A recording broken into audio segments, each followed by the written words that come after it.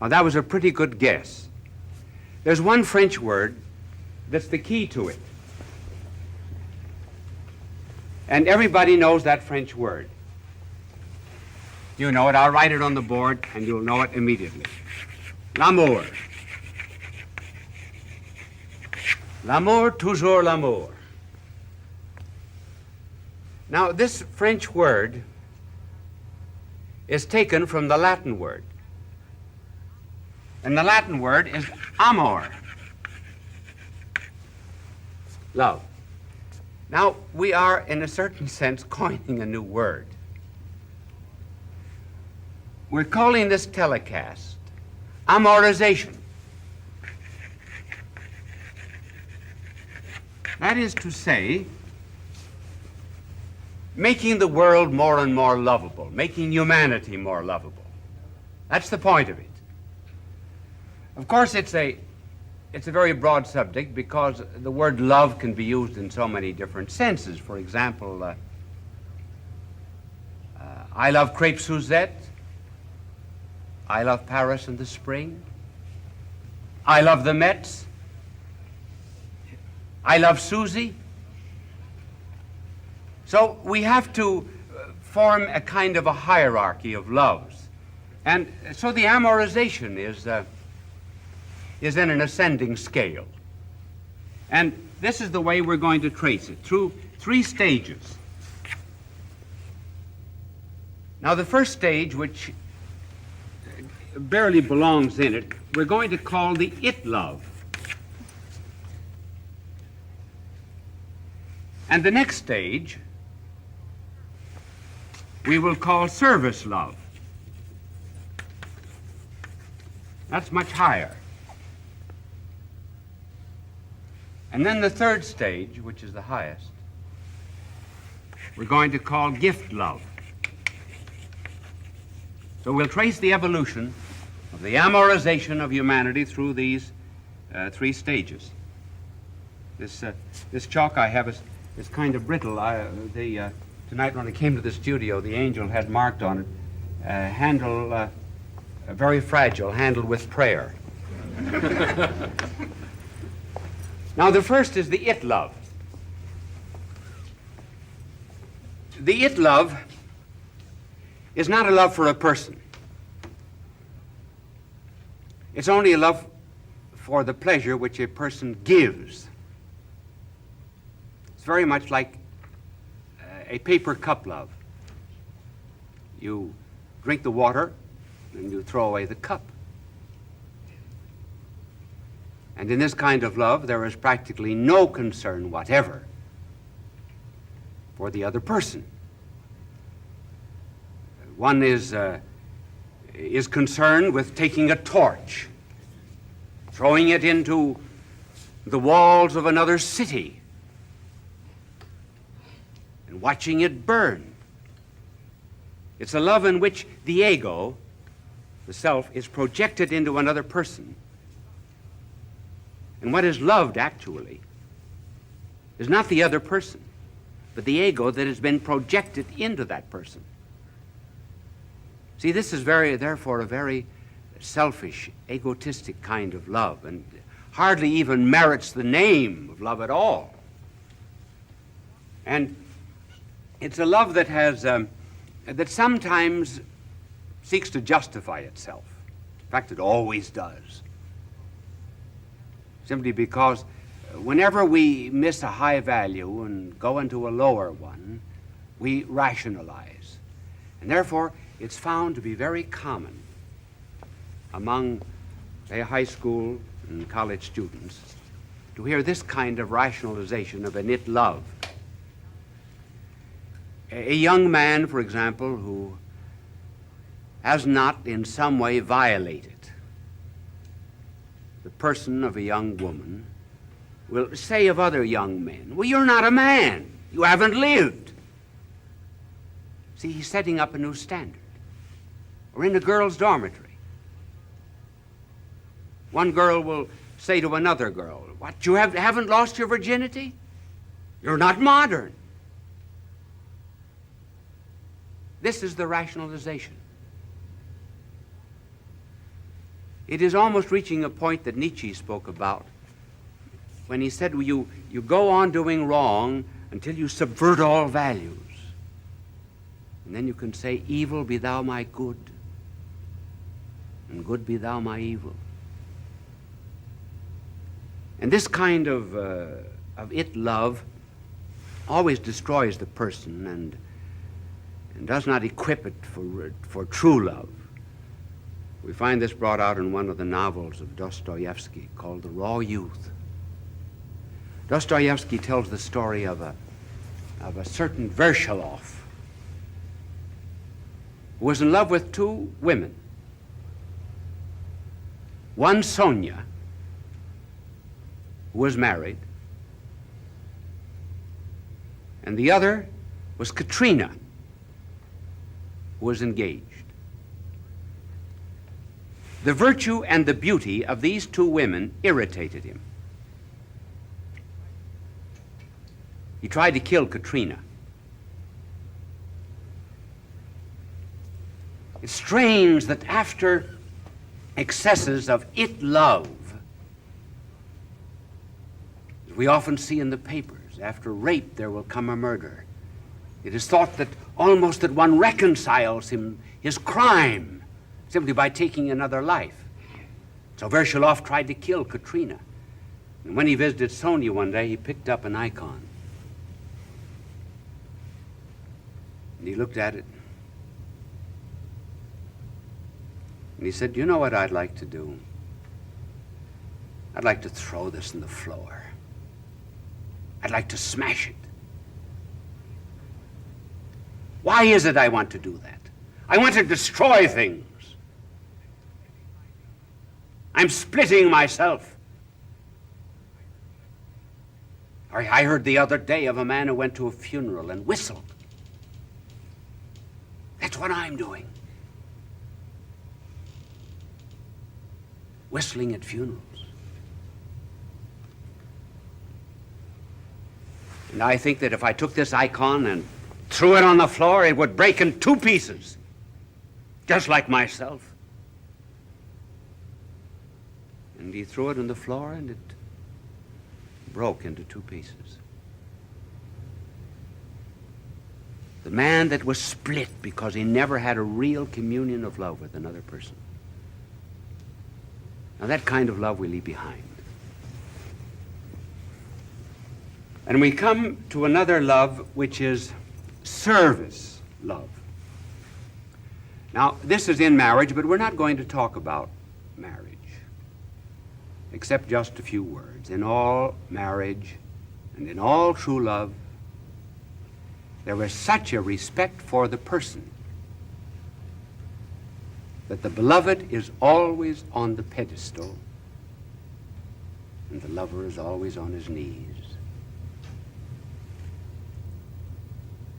That's why the real prayer of love is, I am not worthy. Domine non sum dignus. And where this kind of love exists, it continues to be even when there is no reciprocity of love. It's like drinking water now out of a very precious glass, even when there's no water in the glass. The glass has value. The person has value, even though it doesn't return it. But we're concerned with the amorization of humanity. And so in this service love, there is a going out to other people just simply because they are other people. One desires to serve them. I suppose the best description of this kind of love was what was found at a dinner. It was called a Last Supper. And the host rose from the table, took off an outer robe, girded himself with a towel, then got down on his knees and wiped the feet and washed the feet of 12 men.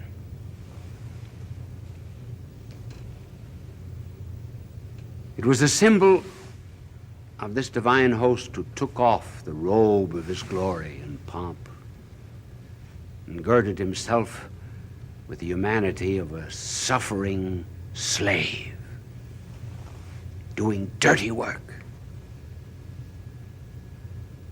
like washing dirty feet. And then he said to them, "You call me Lord, you call me Master. So I am. And if I, your Lord and Master, do that, then you wash one another's feet."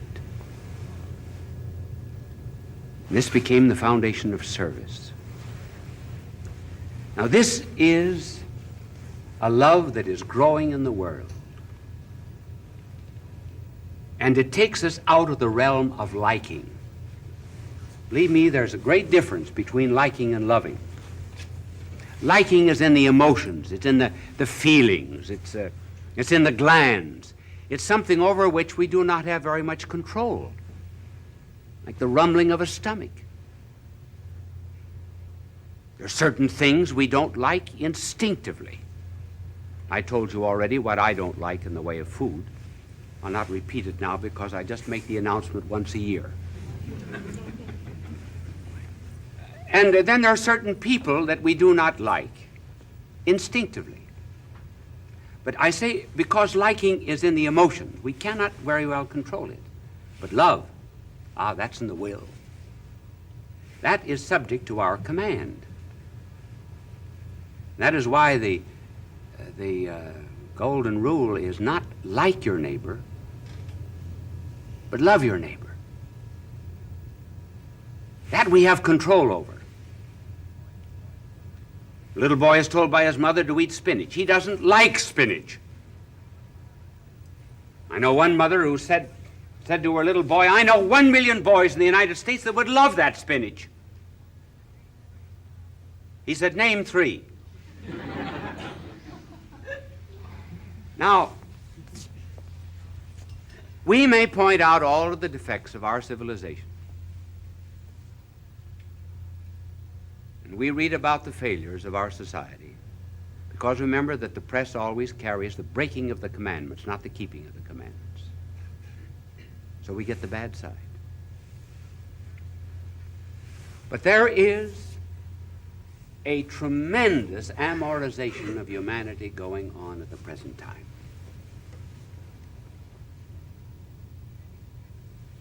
Take any defect of the UN that you please. What is behind it? Amorization of nations. At least they're trying to settle disputes in a peaceful way. Foreign aid, all right, it's wasted. It should be distributed by people who are on the scene. But at any rate, it's service, it's love of humanity. Psychiatrists, doctors, social workers, teachers, those who are defending civil rights, those who are helping the downtrodden, volunteer workers in hospitals, missionaries. All of these people are carrying a message of love throughout the world. And we're apt to forget that this love of theirs is perhaps saving the world. You say, well, it's not religious, it's not divine. Maybe it is not. Yet, when our blessed Lord washed the feet of the disciples, Peter said, "No, not my feet." And our Lord said, "If I do not, you will not have any part with me." And Peter said, "Then wash my hands, my feet, my head, everything." Our Lord said, "You do not understand now, but you will understand later on. You'll understand later on." And so, even the communists, who every now and then do something for their neighbor, the Buddhists, the Muslims, everyone in the world who is engaged in any kind of service out of love for neighbor, whether they like the neighbor or not, they may not yet know what they're doing, but they will know later. It's like the sun. How many people know how distant the sun is from the earth? How many tons of energy does it burn a day in atomic fission to light and heat this world? They do not know all of its secrets, but who is there that does not live by its light and by its heat? And so someday all of these will eventually come to the knowledge of the higher love, the gift love. Then they'll begin to see that this service love that they had for their neighbor is something that had its roots in the divine. They have sparks. Somewhere there had to be a flame. All their love is the segment of a circle. Someday they'll have the circle. And that was why the Greeks, who used this word for love, eros, finally became degenerated into a carnal, sensual love. And when true love came into the world, this gift love, greater love than this no man hath, Christianity had to find a new word for it. Agape. Another kind of love. Why, this word is used only 10 times in the greatest of all the Greek poets, Homer. It's only used 3 times in one of the great comedies or dramas of Euripides. But in the New Testament, it's used 320 times. See, it's something new. And so be hopeful about the world. It's being amorized in the right kind of way, despite all of our failings. I can summarize it all by telling you of an incident that happened to me. It was during my student days at the University of Louvain in Belgium. I went down to Paris to preach, and I stopped at a small hotel near the Opera Comique of Paris. And there was an Englishman playing a piano in a small salon. And I listened to him for a while and complimented him. And then after I said, would you like to come and take dinner with me? He said, all right. So we went to a little restaurant near the hotel. He told me that he was a salesman in one of the best known and most reputable jewelry stores in Paris.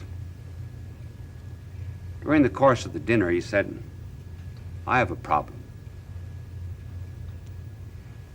He said, do you know that I've never met in my life one good man or one good woman? Never. So I thanked him for the compliment. And then he went on to say, I meet a woman and then I get tired of them. He said, just a year ago, this coming 11th of February, he said, I was in this restaurant. Over there at that table was a woman who was trying to break a lump of sugar into a cup of coffee. She couldn't break it. I went over and helped her, and she told me how mean her husband was to her. So I said, well, come and live with me. Live with me. There's the it love. So he said, she's been with me ever since. I'm tired of her. So this morning, I bundled up all of her clothes, left them with the concierge, but she anticipated my move. And she left me this note. Read it. And it read, Dear Puppy. See, it was the it love. It was a sad love. It's a puppy love has got a face like a basset hound. And so it read, Dear Puppy, if you do not continue to live with me until the 11th of February, I shall commit suicide by throwing myself into the Seine. Now, he said, may I allow her to continue living with me until the 11th of February to prevent her from committing suicide? And I said, no. May not do evil that good may come from it, and she will not commit suicide anyway. Well, about 11 o'clock, I said, I have to go up to Montmartre. Oh, he said, I was just beginning to think you were all right. Now I know you're as bad as any of them. Why are you going up to that hellhole? I said, my good man, there's something else at Montmartre besides dives. Said, there's a great basilica up there called the Sacré-Cœur. And I said, there'll be 1,000 men up there. All night long. They're up there every night. And I'm going up there. Spend the whole night. Come up with me. What'll I do? Anything you please. How long will I stay? I said, I intend to stay all night, but I'll leave whenever you leave. So we stayed all night. I read Mass there the next morning. And he said, stay in Paris a couple of days and teach me how to be good. Just discovered what love is. And that night, at our appointed time, he came in with a woman, not the one that was involved, and he said, we'll go out to dinner. And I said, no, not all of us. I said, either you're going with me or you're going with her. Choose. So we walked up and down a few times and said, well, Father, I think that I'll go out with her. And so he who arose from it love to a kind of a service love now fell back. But 2 years later, I went to visit Abbé Pierre, the man who takes care of all of the rag pickers of Paris. And as the truck drove up, who was on it but my good friend? And he said, I'm working here now for Abbé Pierre. He said, I have decided to go out with Agape.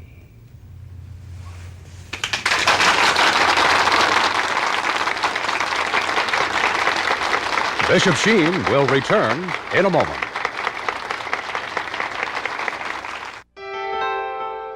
Fulton J. Sheen is indeed a man for all seasons. He walked a paced beat, allowing us to glimpse his nature and ponder its worth and to enjoy its presence. Bishop Sheen authored over 90 books. He broadcast countless radio and television programs and ministered in many parts of the world to people of every belief. As he said many times, it is not a unity of religion we plead for, but a unity of religious people. We may not be able to meet in the same pew, but we can meet on our knees. There are two kinds of knowledge about things. In order to love human things, we first have to know them. But as regards agape, of which I spoke tonight, and divine things, one first has to love them, and then one comes to know them. I said to him, don't you think we ought to think about getting married? And he said, at our age, who'd be having either of us?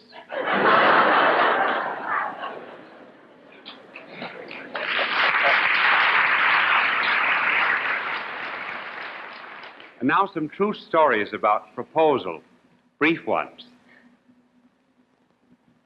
This little girl, when she was a young woman, when she was proposed to, was asked by the young man, what kind of an engagement ring would you like? And she whipped out of her purse a picture of a ring that she had cut out of a paper 10 years before.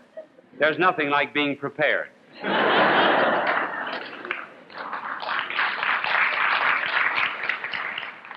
And then this other young lady had been waiting for a year or two for a proposal, and she was absolutely sure that on Christmas Eve he would bring a ring and propose. So she was watching him very carefully as he came in, and he had a great big box, a fine box of chocolates, which he gave her. Well, she was so mad. When she saw those chocolates, she chucked them all into the fire, ring and all. They're not married to this day. There are various ways of making a proposal, and the way one proposes depends upon how one loves, and there are three ways of loving. The Christian way, the romantic way, and the scientific way. The Christian way is based upon the fact that the other person is a gift of God and is a person. A person is composed of body and soul. The body is the source of allurement, the soul is the source of content and consent, and both of them go to make up that which is most precious in this world, namely personality. And in the face of a blessing, such as the other person, one feels a sense of unworthiness. And that is one of the reasons why, in proposing, one regards the other person as a gift, and the other person regards the one proposing as a gift, and both think of themselves as gifts of God that are under some expression of the will of God in a relationship one to the other. And because of that humility, that is why a proposal of that kind is often made on the knees. Because the beloved is always on the pedestal. The lover is always on his knees. He does not deserve that blessing. Every communion has that sense of unworthiness, even though it be the soul with the divine master, or person with person. The cry is, "Oh Lord, I am not worthy." And in the engagement, man is willing to surrender his freedom out of love. Of course, the girl may say when he proposes, "Now, listen, you say you love me. You say that you love me above every other girl in the world. Do you realize that there are 683,412 eligible young women in this city? Have you tried all of them before you came to me? How do I know that you love me more than you love them?" Well, if he's a good metaphysician, which he probably isn't, but if he is, he will say, listen, every act of love is not only an affirmation. Every act of love is also a negation. And the mere fact that I choose you, I reject everyone else in all the world. And that is true of real love. Now, of course, when a man makes the proposal and becomes engaged, he goes through all sorts of fantastic actions. Some have been very well described by Chesterton. When G.K. Chesterton became engaged to Frances Blogg on a bridge in St. James's Park, London, he felt it was necessary, after she had accepted him, to go home and tell Frances Blogg's mother that he had proposed. And Gilbert Chesterton was very nervous. Didn't know exactly how to tell the mother, and the mother perceived that Gilbert was very nervous. She had just finished papering the house. And so she thought, well, maybe she could calm Chesterton a bit by saying, Gilbert, what do you think of the wallpaper? So Chesterton was at art school. He had a great big black crayon in his pocket. And he immediately stood up like a great knight, went to the wallpaper, and drew on the side of the wall a great portrait of Frances, his beloved. And when he proposed to her, he wrote something like this. It was a beautiful expression of a Christian engagement. There are 4 lamps of thanksgiving always before me. The first is for my creation out of the same earth with such a woman as you. The second is that I have not, with all my faults, gone after strange women. You cannot think how a man's self-restraint is rewarded in this. The third is that I have tried to love everything alive, a dim preparation for loving you. And the fourth is, but no words can express that. Here ends my previous existence. Take it. It led me to you. Young men who are like to have copies of Chesterton's proposal may write to me.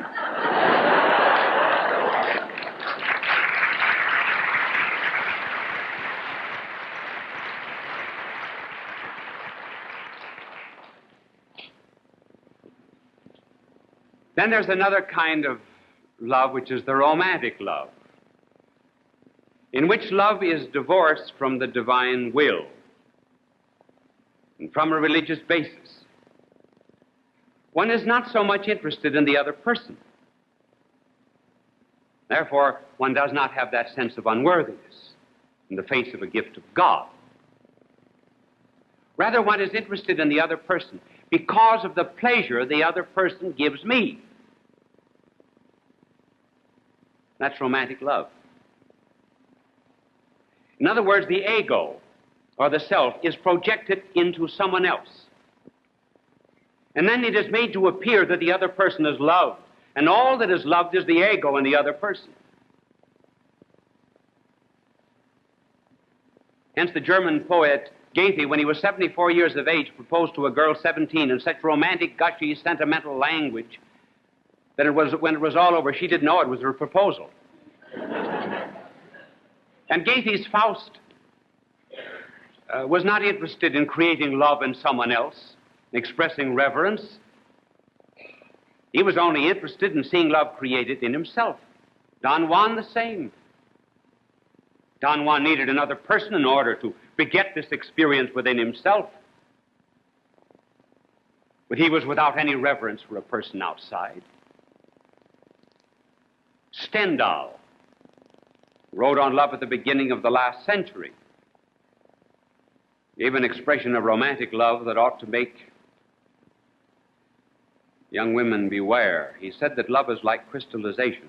He said that in the salt mines of Salzburg, a strange phenomenon takes place. If one cuts the leaves off a limb of a tree and puts the limb down into the salt mine of Salzburg, after several weeks, that limb will come out as if it were glittering with diamonds.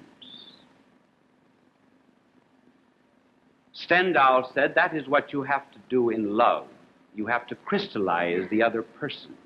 Endow the person with qualities in your proposal which the other person really does not have. Well, that kind of romantic love very often ends in something actually that is very unromantic. And perhaps one of the best expressions of that kind of proposal of romantic love, where it is always, remember, the self that is the principal interest, was well expressed in Jane Austen's Pride and Prejudice. That great classic of English literature, you remember, contains the proposal of a clergyman by the name of Mr. Collins to Elizabeth Bennet. Mr. Collins is not on his knees, but he proposes in the romantic fashion. Notice the importance of the I, not the importance of the lady. My reasons for marrying you are, incidentally, it's the man who always gives the reasons. I love you because you're beautiful, or because you're this, or because you're that. A woman never gives a reason. She loves. That's the reason. So Mr. Collins gives reasons. My reasons for marrying you are, first, that I think it is the right thing to do for every clergyman in easy circumstances, like myself, to set an example of matrimony in the parish.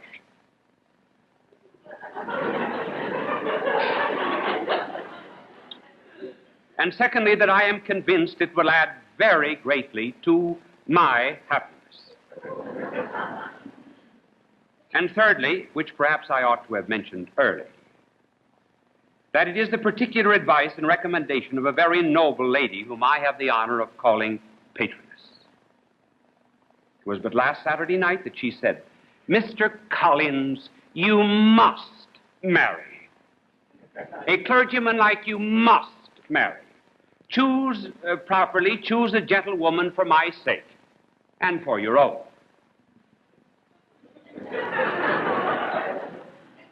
It remains to be told why my views were directed to you instead of to my own neighborhood, where I assure you there are many available young women. And now nothing remains for me but to assure you in the most animated language of the violence of my affection. I'm sure nobody will want this proposal. Well, Elizabeth Bennet, of course, refused Mr. Collins, and he said that you must give me leave to flatter myself that your refusal of my addresses are mere words.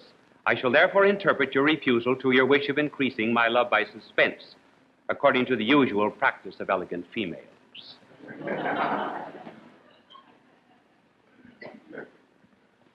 In the romantic, too, one might associate the utilitarian. And we'll pass that over very quickly. That's marrying someone for money. And for great money sometimes was asked if you married the most beautiful daughter in the family, and then you were paid a great deal of money if you married the ugliest. Sir Thomas More, the English chancellor and martyr and saint, married the ugliest daughter in a family just to please the family. He happened to be an excellent gentleman. It turned out all right, though she tried to convince him that he should not go to the stake and be martyred for his faith. And then, of course, there is the American businessman that I heard of. When the young man proposed to his daughter, he said, "Leave your name, address, telephone number. If nothing better turns up, I'll phone you." Well, the young man finally married her, and as they came out of the church, the father said to the groom, "I want you to know, young man, that you're the second happiest man in the world."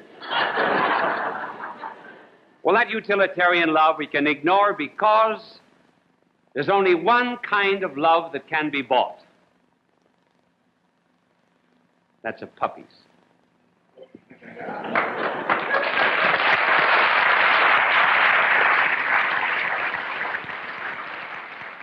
Now, in addition to the Christian, and in addition to the romantic and the purely utilitarian, there is the scientific, which is the very modern way of making love. And you'd be surprised how very common this is.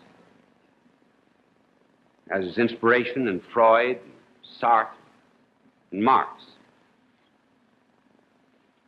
Take, for example, love under Marx and communism. The only important thing in all the world, according to Marx, is economic production. And marriage was to sustain private property. It was built upon it, rather. Private property goes, marriage is no longer needed. When communism began in Russia, though they found out socially and experimentally that this plan did not work, but when it began, the communist theory was drink the water, forget the glass. In other words, the person does not matter. The person now completely dissolves and fades away. The Christian person now is not always even the pleasure. And communism has insisted that party leaders in various countries should take the wives that Moscow dictates. And you would be surprised how often that happens.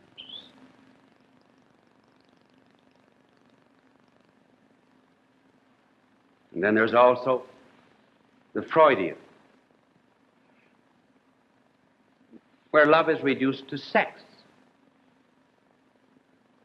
See, what Freud has done is to interpret the person in terms of sex instead of understanding sex in terms of the person. Well, obviously, all human relations are going to be upset on that principle.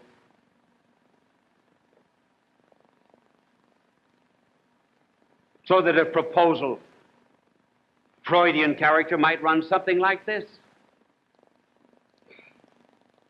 Darling, I've been to see my psychiatrist.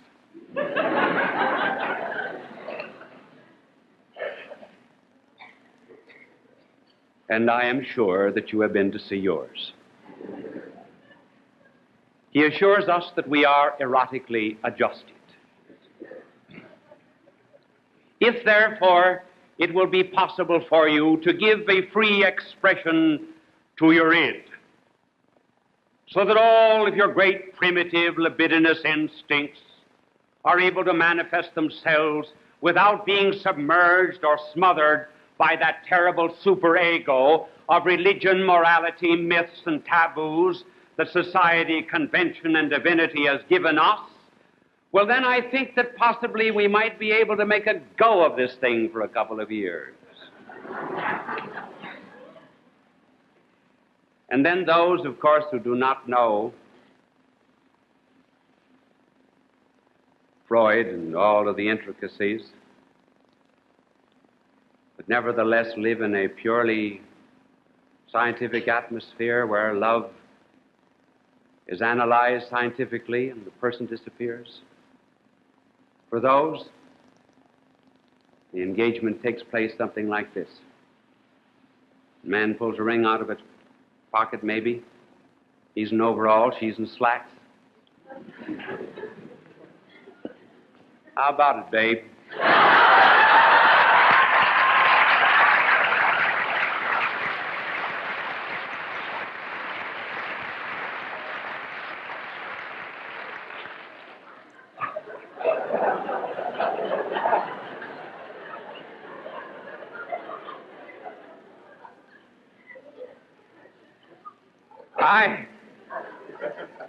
I really and truly know of one young man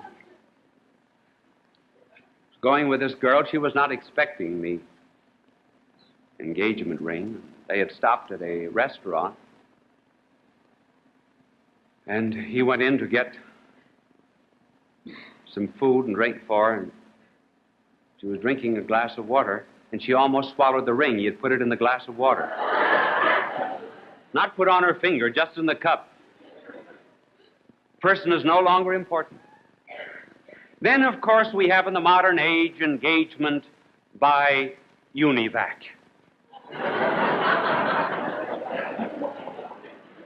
Now we've reached the peak of scientific love.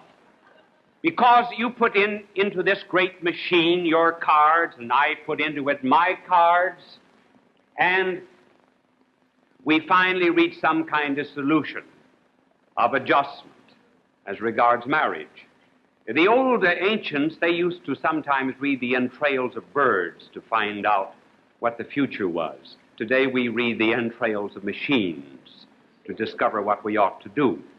And so, in such a machine engagement and proposal of that kind, one might say, well now, my dear, I love rock and rye. You love rock and roll.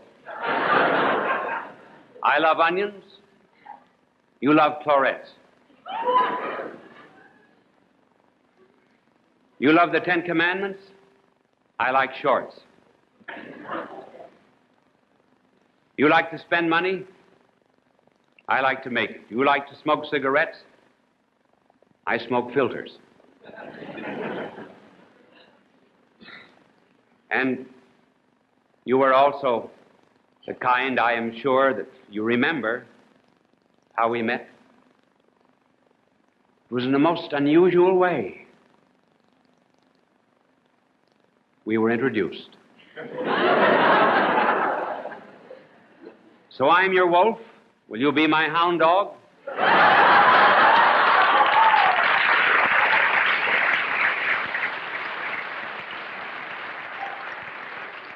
And perhaps we can make out a mathematical correlation of a life expectancy of 38 years with an assured annuity of $4,200 a year. And now what's happening? To the beautiful God-given thing called love. This is what's happening. It used to be that individuals sacrificed themselves for institutions. Today, institutions are sacrificed for the whims of individuals. The three great institutions of the universe are the church, the nation, and the family. And a man would sacrifice his own individual life and security and safety in order to defend his faith. Out of that came martyrdom.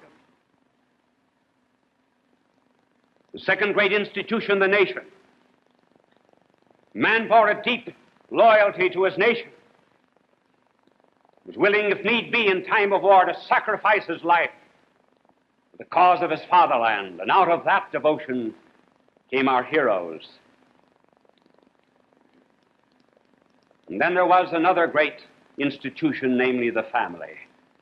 And when there were trials, when there were crosses, and when there were misunderstandings, man and woman realized that they were two in one flesh, that they symbolized the union of Christ and the church, that they were the carnal symbol in some way of the divine and of a great and mysterious sacrament. And so they would put up with these crosses and trials simply because they bore loyalty to the institution of the family. But now,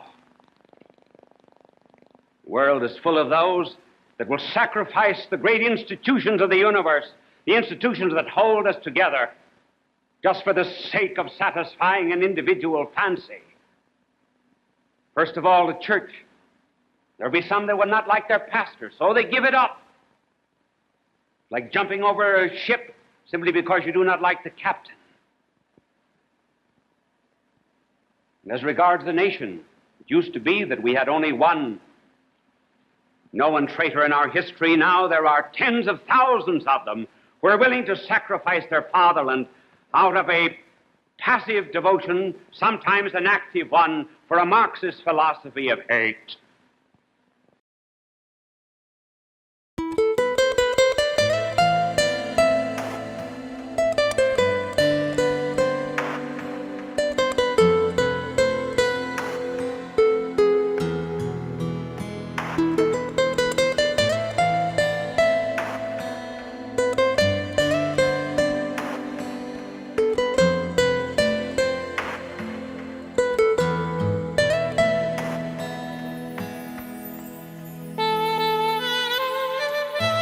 Ocean waves call out my name. Hyenas laugh, it's all a game. Zebras run in stripes, they play, adventuring the sea today.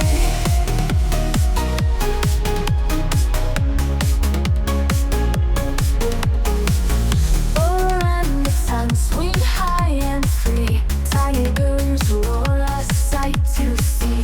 We journey far with strength and might, a 200-day day, endless flight. I'm a survivor, I'm alive. With these creatures we all thrive. In the ocean we survive. Journey starts, we will arrive. Tides are high, but so are we. Together strong on this vast sea. Sunrise paints a brand new day, adventuring the sea. No longer gone, swing hard and free. How long times then will agree.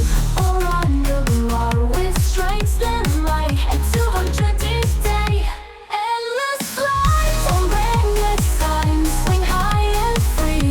Tigers roar, a sight to see. We journey far with strength and might, a 200 each day, endless flight. So survivor, I'm alive. With these creatures we all thrive. In the ocean we survive. Journey starts, we will arrive.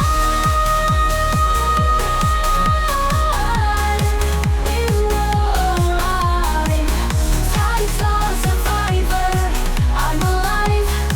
With these creatures we all thrive. In the ocean we survive. Journey starts, we will arrive. Tides are high, but so are we. With these creatures we all thrive. Journey still alive. We will arrive. Journey starts, we will arrive.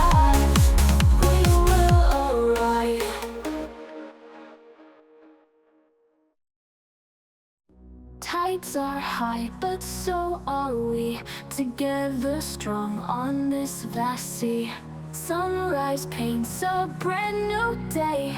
Waves crash loud, the wilds display. Bond with nature, love and trust. It's just us, yeah, it's just us.